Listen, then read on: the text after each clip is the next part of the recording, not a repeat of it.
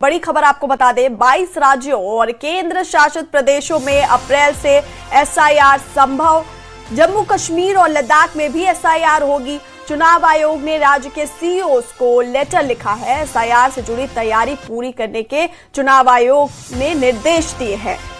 तो 22 राज्यों और केंद्र शासित प्रदेशों में अप्रैल से एसआईआर संभव है और जम्मू कश्मीर और लद्दाख में भी एसआईआर होगी। चुनाव आयोग ने राज्यों के सीईओज को लेटर लिखा है और जम्मू कश्मीर और लद्दाख को भी इसमें शामिल किया गया है, जहां घर घर जाकर वोटर्स का वेरिफिकेशन किया जाएगा।